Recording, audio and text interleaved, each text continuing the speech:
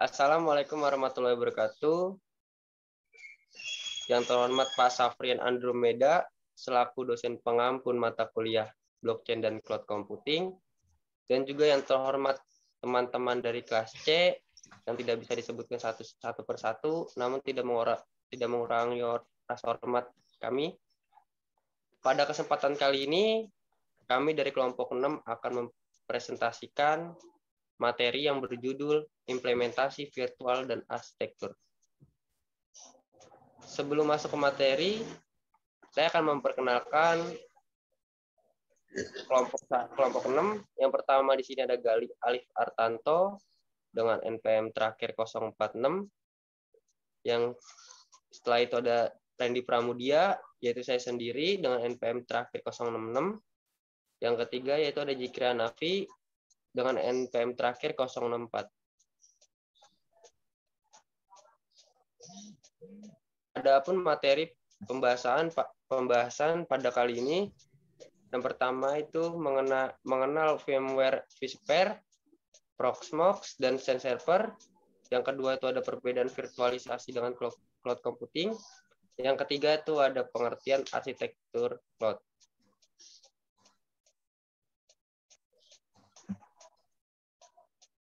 Pertama di sini mengenal VMware vSphere, Proxmox, dan SendServer. Banyak perangkat lunak yang dapat digunakan untuk mengimplementasi virtualisasi. Berikut kita perkenalkan diantaranya ada VMware vSphere, ada Proxmox, setelah itu ada SendServer. Next. Yang pertama kita bahas tentang VMware vSphere. Adalah rangkaian virtualisasi lengkap yang dirancang untuk melakukan virtualisasi melalui server, perangkat keras, dan pusat data.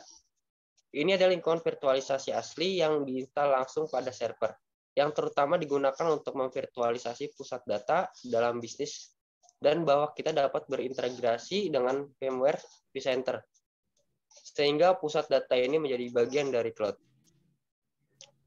VMware vSphere pada dasarnya terdiri dari dua produk untuk mencapai manajemen sumber daya tervirtualisasi, yaitu yang pertama di sini ada VMware XC, yang kedua ada VMware vCenter.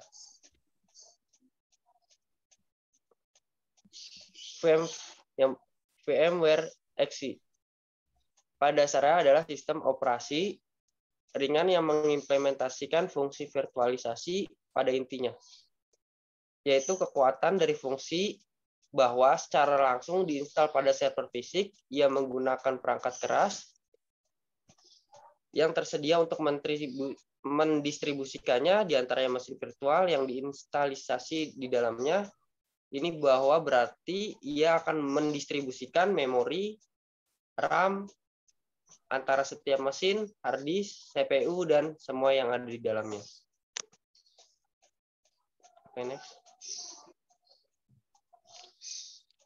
Untuk materi selanjutnya akan dipaparkan oleh rekan saya, Jikri Hanafi.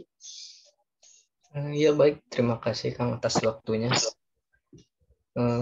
Selanjutnya, ini adalah produk kedua dari vSphere, yaitu VMware vCenter. VMware vCenter ini merupakan produk VMware yang digunakan untuk memanajemen dua atau lebih VMware XCI. Dengan vCenter, manajemen VMware XCI ini akan dapat menjadi satu konsol terrealisasi. Jadi kita tidak perlu login ke setiap server hypervisor untuk memanajemennya. Lalu konfigurasi clustering, VDS, HA juga dapat dilakukan di dalam vCenter.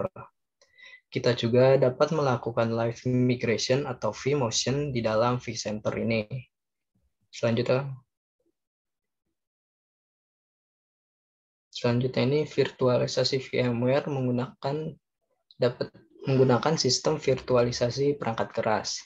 Nah, ini adalah alat yang diinstal langsung pada server yang melakukan fungsi host atau hypervisor, di mana mesin virtual ini dibuat dengan sistem operasi yang sesuai dan perangkat keras fisik yang ditugaskan untuk masing-masing akan dieksekusi.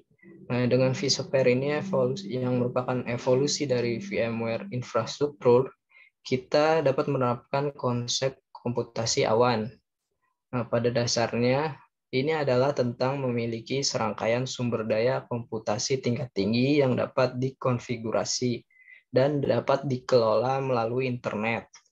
Kemudian vSphere akan memberi kita alat yang diperlakukan untuk dapat mengakses cloud virtualisasi untuk mengelola mesin virtualnya dari mana saja menggunakan akses jarak jauh. Kita juga harus memahami bahwa mesin-mesin ini akan secara fisik terletak pada hard drive server atau pada hard drive jaringan dengan vSphere berjalan di atasnya. Selanjutnya, lalu yang kedua ini ada Proxmox. Proxmox Virtual Environment atau FE ya, merupakan salah satu platform virtualisasi open source berbasis Linux Debian, baik hardware maupun operating system, untuk mengelola dua teknologi virtualisasi. Platform virtualisasi ini kerap disebut-sebut sebagai alternatif selain VMware dan cocok ditunjukkan untuk development maupun produksi.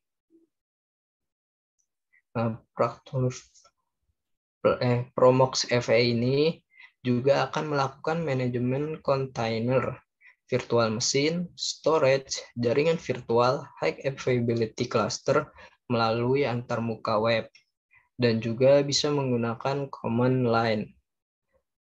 Proxmox ini memiliki fungsi khusus sebagai virtualisasi appliance maupun operating system. Berikut beberapa teknologi virtualisasi yang dapat digunakan pada Proxmox. Yang pertama itu ada kernel virtual mesin, yang merupakan kernel basis virtual mesin yang ditambahkan pada Linux untuk membuat full virtualisasi. Kernel virtual mesin ini juga merupakan bagian integral dari Linux sejak 2007. Selanjutnya ada Linux Container, kerap disebut sebagai virtualisasi operating system atau OS ya. Linux adalah virtualisasi yang menggunakan container. Virtualisasi ini memiliki tingkat efisien yang tinggi dan juga kecepatan aksesnya menjadikan Linux berkembang dengan cepat. Yang terakhir ada QEMU, merupakan yang menyediakan emulasi dan virtualisasi interface. Selanjutnya. Nah, yang ketiga ini ada Xen Server. Xen Server adalah server virtualisasi platform dari Citrix untuk mengoptimalkan Windows dan Linux server virtual, di mana semuanya memerlukan kemampuan membuat dan manage sebuah infrastruktur virtual. Xen adalah open source virtual machine manager dan monitor yang dikembangkan oleh University of Cambridge. Dibuat dengan tujuan untuk menjalankan sampai dengan 100 OS atau sistem operasi berfitur penuh di dalam hanya satu komputer. Virtualisasi Xen menggunakan teknologi para virtualisasi yang menyediakan isolasi yang aman, pengaturan sumber daya, garansi untuk quality of service, dan live migration untuk sebuah mesin virtual.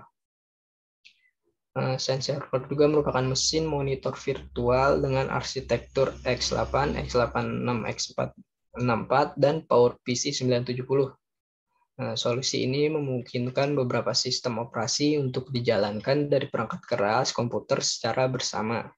Artinya, satu komputer server bisa menjalankan beberapa virtualisasi desktop secara bersamaan. Selanjutnya, saya serahkan ke moderator, Kang Randy. Silakan. Oke, baik. Untuk materi selanjutnya akan disampaikan oleh Galih. Dipersilakan. Baik, terima kasih Kang atas waktunya. Yang berikutnya ada perbedaan virtualisasi dengan cloud computing. Nah, apa itu virtualisasi? Virtualisasi itu sesuai dengan namanya adalah menciptakan versi virtual dari sesuatu selain yang aktual dan nyata. Terkait dengan infrastruktur TI, dapat berupa virtual dari sistem operasi, sumber daya jaringan, ataupun perangkat penyimpanan atau server. Nah, untuk cloud sendiri, apa itu cloud? Yaitu merupakan layanan internet yang menyediakan kebutuhan komputasi bagi pengguna komputer. Singkatnya, cloud computing merupakan referensi ke jenis spesifik pengaturan jaringan yang disediakan vendor, di mana virtualisasi adalah proses yang lebih umum untuk mengganti perangkat nyata dan kontrol dengan sistem di mana pengangkat perangkat lunak mengelola lebih banyak proses jaringan. Nah, jadi cloud computing itu lebih dari sekedar virtualisasi. Cloud computing merupakan gabungan antara teknologi virtualisasi dan grid computing. Nah, tentunya implementasi cloud computing mampu memberikan hasil yang jauh lebih efisien dan powerful dalam hal proses komputasi dan pengelolaan resource IT secara terdistribusi. Oke, berikutnya ada arsitektur cloud computing. Nah, untuk arsitektur cloud computing sendiri merupakan suatu cara atau komponen dari suatu teknologi yang memungkinkan komponen tersebut bergabung untuk membangun cloud, di mana sumber daya dikumpulkan melalui teknologi visualisasi dan dibagikan ke seluruh network. Nah, untuk arsitektur komputasi ini terbagi menjadi 4 bagian, yaitu yang pertama ada platform front end. Itu tuh sisi platform front end ini merupakan sisi yang terlihat oleh klien, pelanggan atau pengguna. Kemudian ada platform back end.